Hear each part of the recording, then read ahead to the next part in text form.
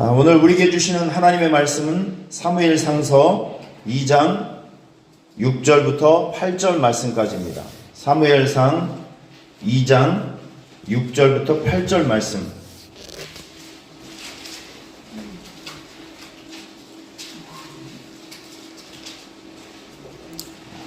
찾으신 분 아멘. 우리 같이 한번 읽겠습니다. 시작. 여호와는 죽이기도 하시고 살리기도 하시며 스월에 내리게도 하시고 거기에서 올리기도 하시는도다. 여호와는 가난하게도 하시고 부하게도 하시며 낮추기도 하시고 높이기도 하시는도다.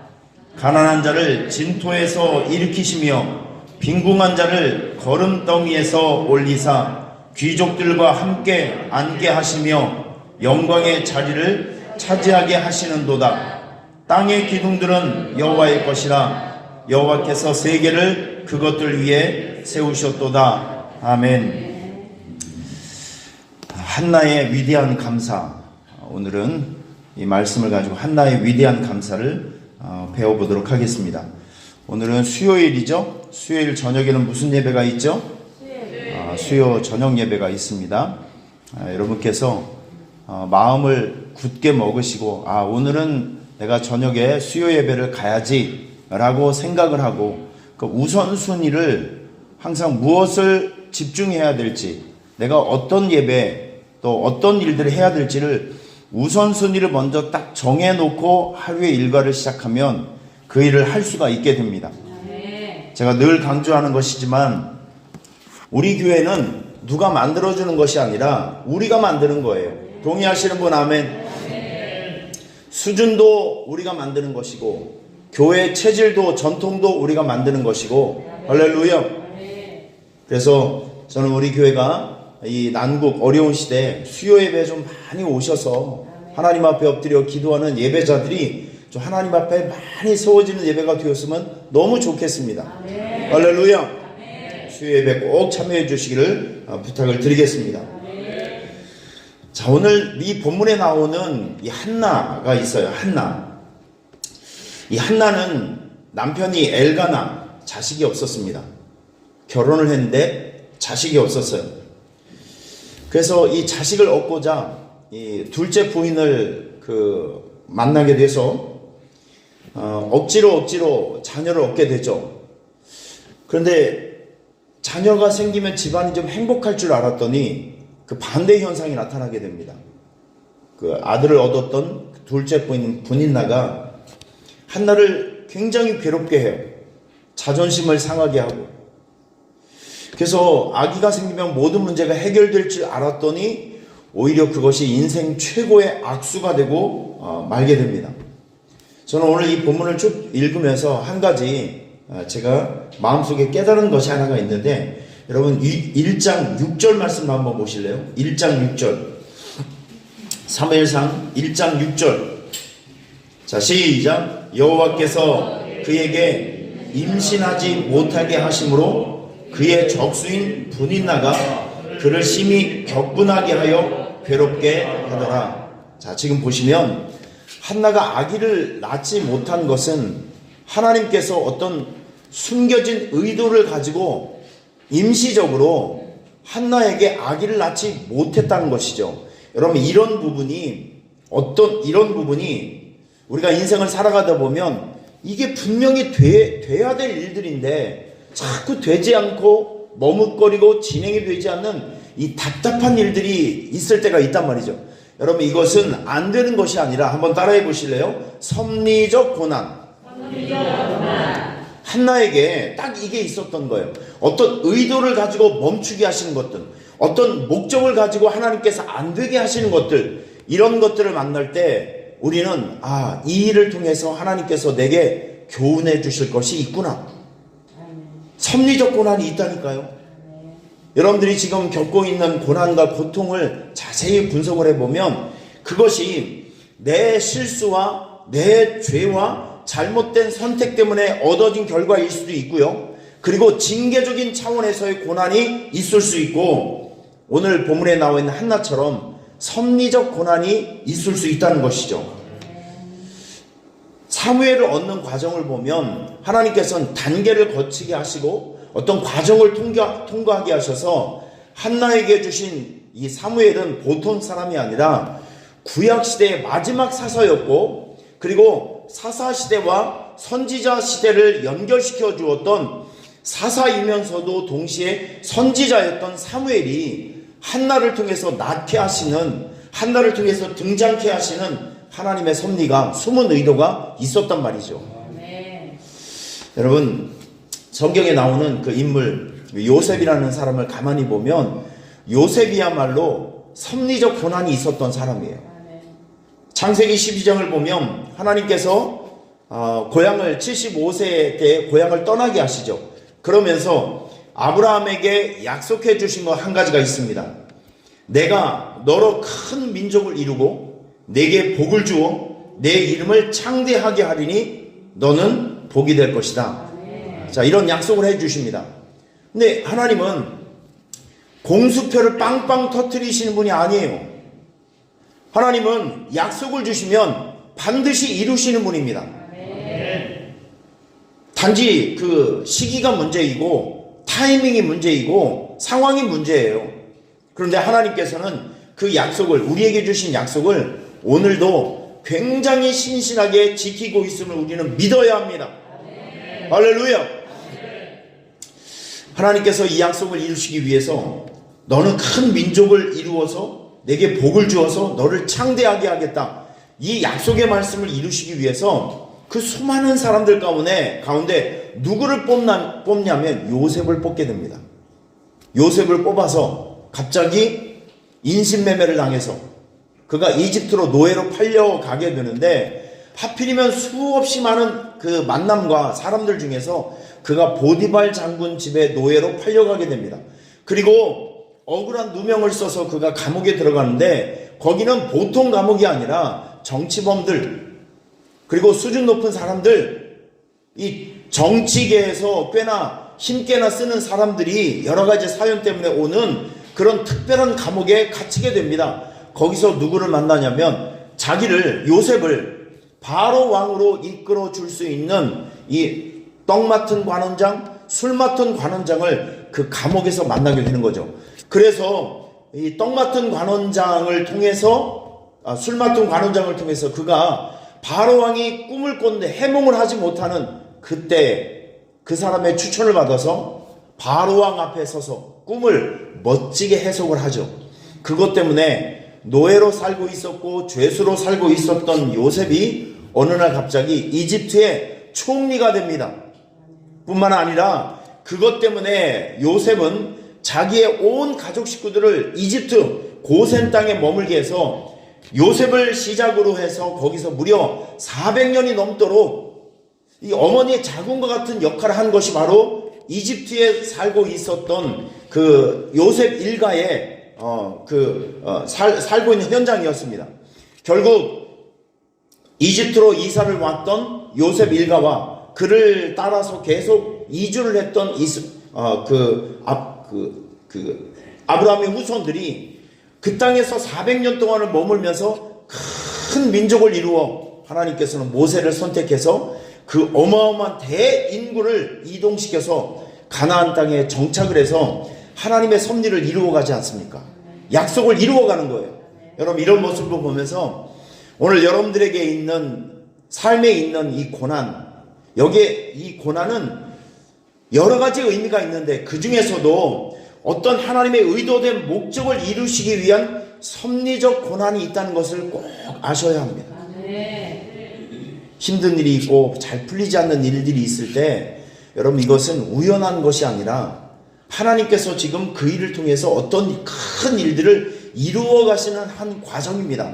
그렇기 때문에 우리 예수 믿는 사람들은 힘들고 어려운 섭리적 고난 속에서도 원망하고 불평하고 짜증 부리고 하나님을 배신하는 그런 일들을 하면 안 되는 것이 우리 예수 믿는 사람의 삶이라고 저는 믿습니다. 섭리적 고난이 있다는 것을 꼭 기억하셔야 돼요. 우리 한나가 이 사무엘을 얻는 과정에서 이렇게 보면 우리 여러분께서 꼭 몇 가지 알아야 될 것이 있는데, 우리가 인생을 살다 보면 막힌 문제가 있죠. 분명히 있습니다. 막힌 문제 많아요. 해결되지 않는 문제가 많아요. 그런데 해결되지 않는 문제를 해결하기 위해서 전혀 검증되지 않고 기도하지 않고 그냥 사람들의 그 생각, 정직하지도 못하고 하나님 앞에 떳떳하지 못한 그런 수단과 방법을 취해서 그 일을 풀고자 하면 여러분 그 선택이 우리에게 큰 가시가 될 수 있다는 거예요. 여러분 우리 조금 시간이 좀 걸려도 하나님의 방법대로 풀어봅시다. 좀 시간이 걸려요. 그게 우리에게 보약이 됩니다. 한나가 자기 가정에 자식이 없는 것 때문에 두려웠고 또 그리고 초조한 마음이 있었겠죠. 그래서 그 문제를 해결하기 위해서 둘째 부인을 맞이하게 됩니다. 아기가 태어났어요. 행복할 줄 알았습니다. 그랬더니 여러분 오늘 조금 아까 우리가 6절 말씀에 보면 둘째 부인 분인날을 자기의 적수로 지금 얘기를 하고 있습니다. 그 사람 때문에 얻는 스트레스가 너무 많아요. 우리가 막힌 문제를 해결하기 위해서 노력하는 것은 중요한 일입니다. 하지만 우리가 하나님의 방법대로 하나님께서 인정해 주시는 그 방법을 가지고 사용을 해야 되지 약삭빠르게 그 문제만 해결하기 위해서 전혀 검증되지 않고 정직하지 못한 방법을 선택하게 된다면 이게 우리를 찔러 죽이는 가시가 될 수 있다는 거 꼭 기억하시길 바랍니다. 할렐루야. 그리고요 이 한나를 보면 인생의 승부처에 풀리지 않는 인생의 문제를 가지고 그 문제를 풀어가는 과정 속에서 한나가 했던 기도가 있습니다. 어렵고 힘들 때 그리고 막힌 문제를 풀고자 할 때 여러분들이 꼭 사용하셔야 될 4가지 기도가 있어요. 한번 따라하겠습니다. 성전 기도. 한나가 자기 인생의 문제를 가지고 어디서 기도했냐면 성전 기도를 했다는 거예요. 오늘 우리가 성전 기도를 하고 있습니다. 여러분 이 성전 기도는 하나님이 들으시는 기도의 현장입니다. 이런 확신을 가지고 기도하셔야 돼요. 지금 내가 여기서 이건 보통 자리가 아니라 하나님의 귀가 여러분의 입 앞에 있다는 것을 기억하고 기도하셔야 됩니다. 이 성전은 하나님이 여러분의 기도를 들으시는 현장이에요. 한나가 성전 기도했다는 것이죠. 그리고 한나는 보통 기도를 하는 것이 아니라 따라하겠습니다. 통곡 기도. 기도할 때 가슴을 찢으며 마음을 찢으며 눈물을 찔찔 흘려가면서 하나님 앞에 통곡 기도를 했습니다. 그리고 또 하나 한나는 축복 기도를 받았어요. 여러분 이게 참 중요한 포인트입니다. 신앙생활 하실 때 여러분들 인생에 막힌 문제 어려운 문제가 있으면 영적 제사장에게 담임 목사에게 축복 기도 받으세요. 항상 오픈되어 있습니다.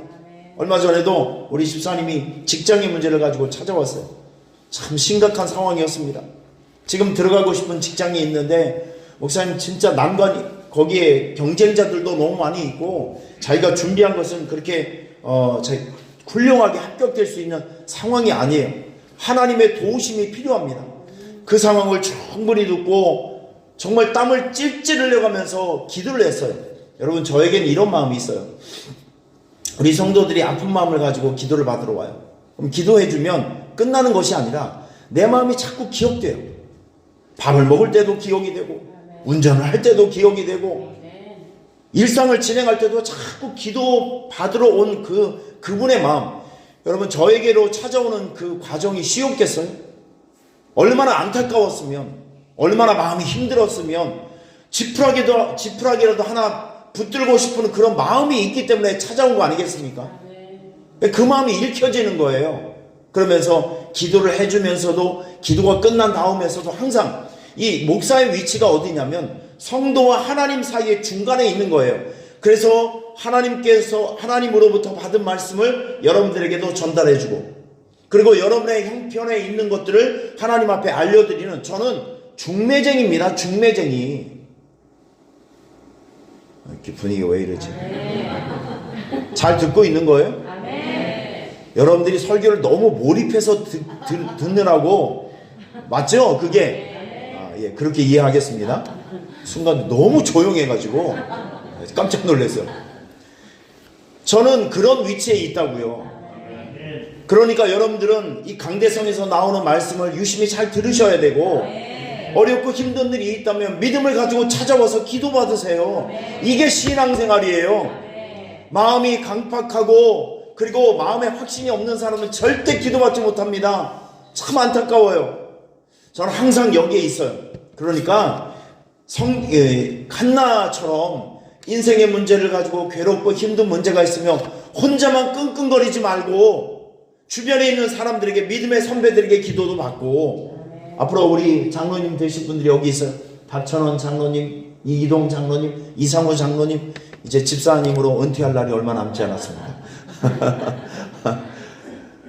우리 장로님 되실 분들은 여기 장로님도 계신데 성도들을 위해서 영적 권위를 가지고 안수기도 할 수 있어야 됩니다. 그게 장로의 역할이에요. 그게 목사의 역할입니다. 근데 이런 것도, 이런 영권도 사용하지 않으면 못해요. 목사가 돼서도 치유기도 한번 하지 못하고 축복기도 제대로 하지 못한 사람들이 얼마나 많은지 몰라요. 훈련이 안 돼서 그럽니다. 자기의 영권을 사용하지 않아서 그래요. 전 그분을 위해서 기도하고 마음으로 자꾸 기도하면서 한 2주 정도 지났을 때 합격 소식을 듣게 되었습니다. 아멘. 합격. 아멘. 그 치열한 경쟁이 있었거든요. 보통 자리가 아니었었거든요. 근데 같이 기도하고 같이 하나님 앞에 엎드려 기도하니까 살 길이 열리더라고요. 할렐루야. 얼마나 보람있고 얼마나 감사한지 모르겠어요. 여러분, 주의 종의 기도는, 여러분 여기에 있는 영적 제사장의 기도는 하나님께서 들으시는 기도입니다. 한나가 결국 사무엘을 낳게 되는 과정 속에서 보면 하나님께서 엘리 제사장의 축복 기도를 사용하신 것을 기억하셔야 됩니다. 인생에 어려운 문제가 있으면 성전 기도하세요. 통곡 기도하세요. 축복 기도 받으시길 바랍니다. 그리고 중요한 거, 한나는요 서원 기도를 했어요. 이게 키포인트입니다. 우리 1장 11절 말씀을 같이 한번 보겠습니다. 1장 11절 말씀, 우리 큰 소리로 시작. 서원하여 이르되 만군의 여호와여, 만일 주의 여종의 고통을 돌아보시고 나를 기억하사 주의 여종을 잊지 아니하시고 주의 여종에게 아들을 주시면 내가 그의 평생의 그를 여호와께 드리고 삭도를 그의 머리에 대지 아니하겠나이다. 한나가 하나님 앞에 엎드려 기도할 때 아들을 주시면 하나님께 바치고 그가 평생 하나님의 일을 할 수 있는 나실인으로 살게 하겠습니다. 서원 기도를 했다는 것이죠. 약속을 걸어놓고, 믿음의 약속을 걸어놓고 기도했다는 것입니다. 그런데 우리가 이 한나를 높이 평가해야 될 그 지점이 어디냐면, 아기를 낳았어요. 아들을 낳았어요. 화장실을 다녀왔어요. 근데 한나는 화장실 가기 전과 화장실 갔다 오고 난 다음에 마음이 똑같았다는 거예요. 여기서 우리가 한나에게 참 배울 점이 많이 있습니다. 여러분, 하나님도 우리에게 약속을 지켜주시지만 여러분도 하나님과의 약속을 지키셔야 합니다.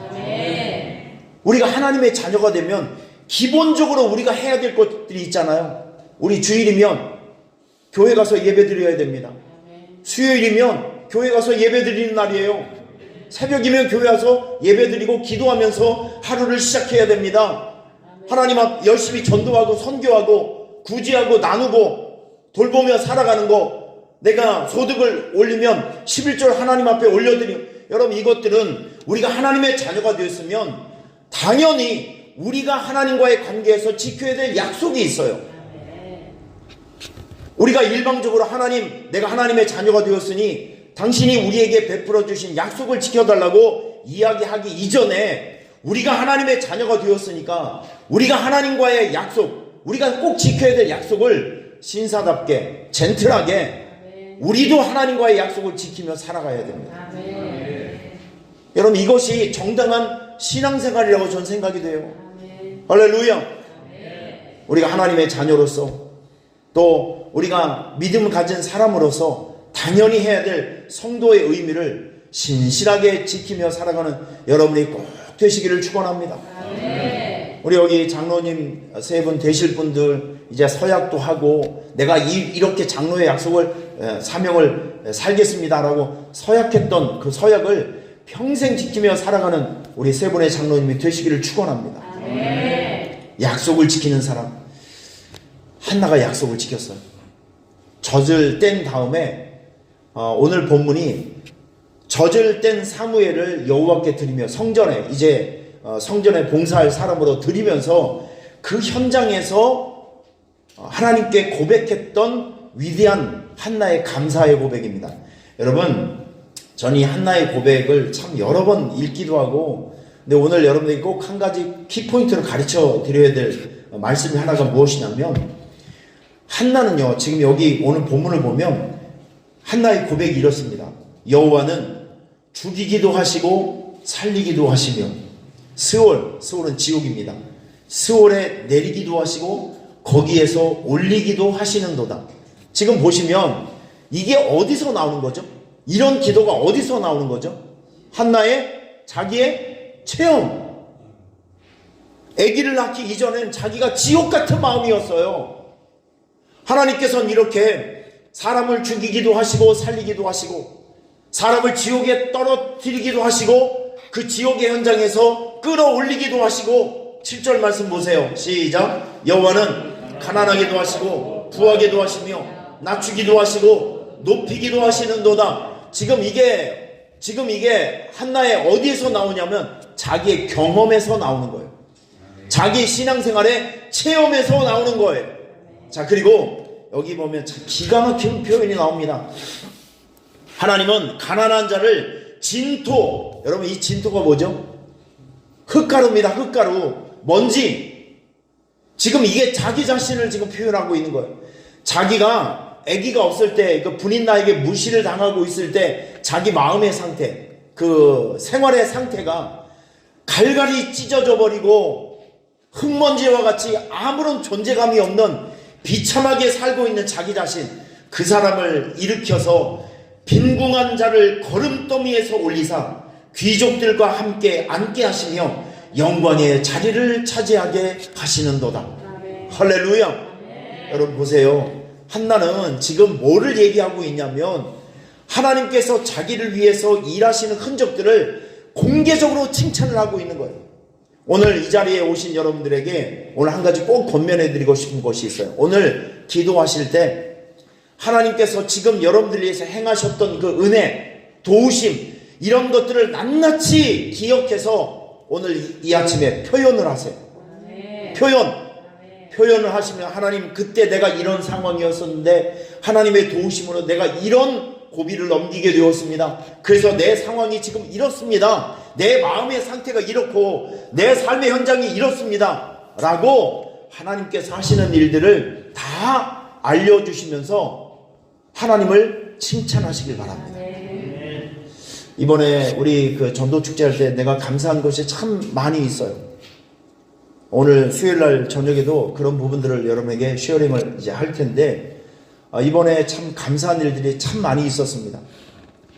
특별히 우리 중직자 여러분께서 많이 움직여 주시고, 할렐루야. 잘 움직여 주시고 또 애써 주시고 수고해 주셔서 한 260명의 불신 영혼들이 3주 동안에 우리 교회를 와서 말씀도 듣고 교회밥도 얻어먹고 복음의 씨앗, 구원의 씨앗을 가지고 돌아갔습니다. 이제 이번 주일부터 노란 종이가 올라와서 이제 우리 믿음의 식구들이 생겨줄 줄 믿어요. 할렐루야. 우리는 아주 가치 있는 일을 한 것입니다.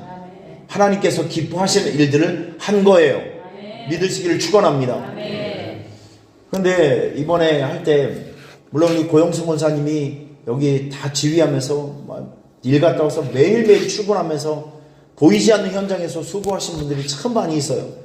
그 중에 우리 김순전 권사님, 이영순 권사님, 이 두 분이 요즘 일을 안 나가서 집에 계시는 그 죄로 매일 출근하셔가지고 여기 와서 3주 동안 밥을 하는데 그 메인 음식이 나오기 전에 주변에 일을 많이 해야 되잖아요. 뭐 따듬고 준비하고 청소하고 그런 걸 우리 두 권사님께서 여기서 얼마나 열심히 하셨는지 몰라요.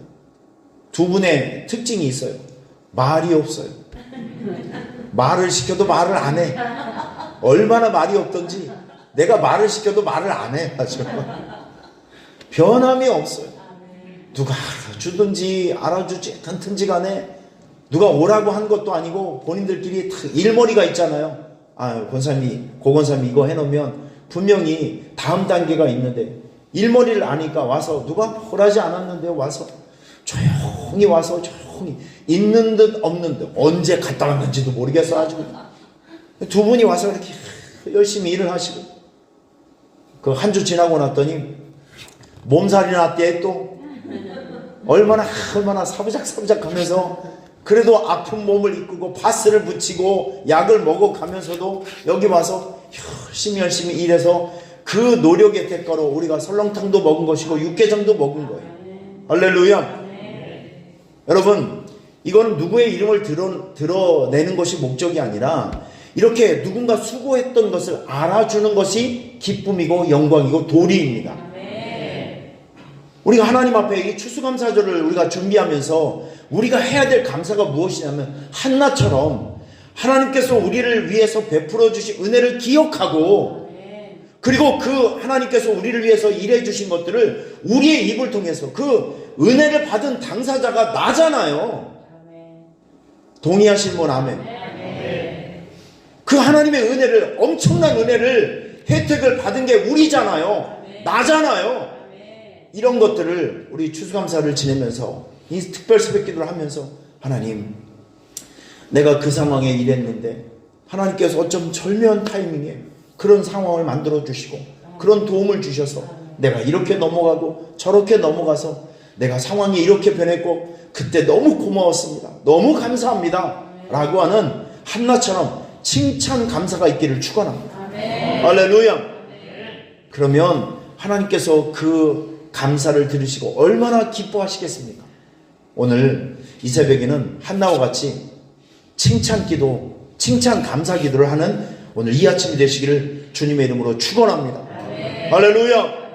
오늘 수요 예배 있는 날이니까 꼭 기억하셔서 담임 목사의 이 간절한 당부를 꼭 기억하셔서 찾아와서 함께 수요 예배 드리는 이 아침이 되시기를 주님의 이름으로 축원합니다. 우리 찬송하겠습니다. 310장 하나님의 은혜로 이 쓸데없는 자. 하나님의 은혜를 우리가 한번 생각하면서 같이 찬양하도록 하겠습니다. 하나님의 은혜로